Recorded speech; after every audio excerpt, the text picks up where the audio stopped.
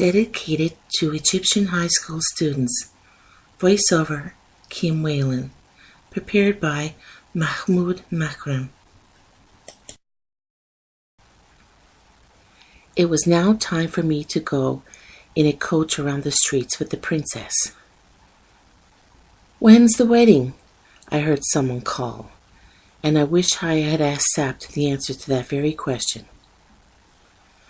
At that moment, the princess looked at me and said, "Do you know, Rudolph? You look different today. You look more tired and serious, and I think you're thinner. I can't believe that you really have changed today."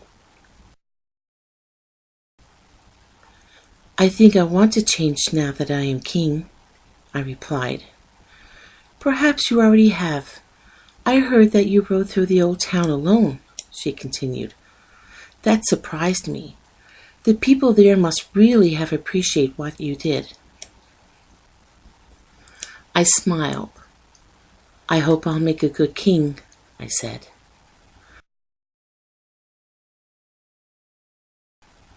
The coach had now arrived back at the palace, and once inside the building, I took my seat at my own table, next to Duke Michael, with Sapt behind me and Fritz nearby. I felt like a king, but I also thought, where is the real king, and what is he doing now? Later that afternoon, I sat down on my bed feeling exhausted. Sapt and Fritz were still by my side, now looking very happy that our plan had been a success. "That was a day to remember," said Fritz. "I think I'd like to be king for a day. Razendil, you mustn't try too hard. I'm not sure it was a good idea to ride alone through the old town. Duke Michael wouldn't like it if you become too popular with his people, you know."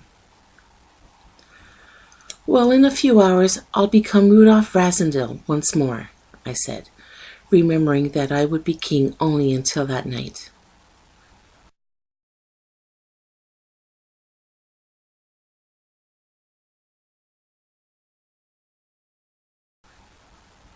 "Only if you stay alive as long as that," said Sapt.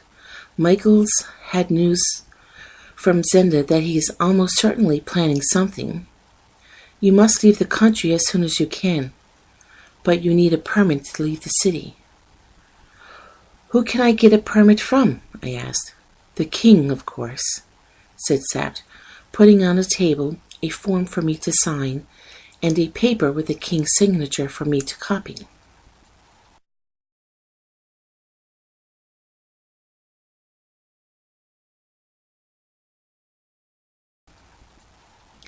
"Look, I can pretend to be king because I look like him," I said. "That doesn't mean I can write like him, too." "Oh, it's not hard to copy," said Sapt, and he did it easily for me. "Now, remember our plan." "I'll go with you, Razendil," said Sapt.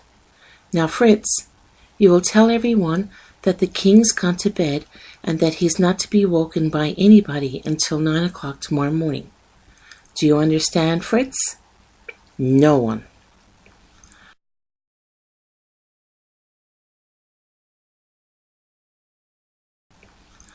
"I understand," said Fritz. "Michael may try to visit," continued Sapt, "but you mustn't let him in, even if your life depends on it." "I don't need to be told that," said Fritz proudly. "Here, put on this big coat and hat," Sapt said to me. "Now, are you ready to go?"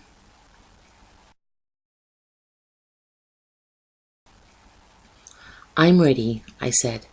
I shook Fritz's hand and set off, not through the door, but through a panel in the wall which led to a dark passage. "In the old king's time, I knew all about this secret passage," Sapt explained. I followed Sapt down the long, dark passage, which ended in a heavy wooden door. Sapt unlocked it, and we went out into a quiet street which ran along the back of the palace gardens. A man was waiting for us with 2 horses. Without saying anything, we climbed onto the horses and rode away. At that time of day, the old town was busy and full of noise, but we took the quiet back streets. My coat and hat covered my face and hair, and I tried to stay low on the horse so no one would recognize me. "Take your gun," said Sapt. "You may need it to get through the city gates. They'll all be closed at this time of day."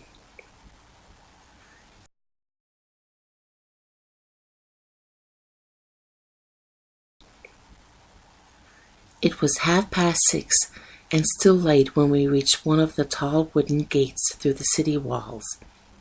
Sapt knocked on the gate, and we were very relieved when a few seconds later a girl of about 14 appeared. "My father's not here, I'm afraid. He's gone to see the king," she said. "Your father should have stayed here," said Sapt. "But he told me not to open the gate for anyone," said the girl.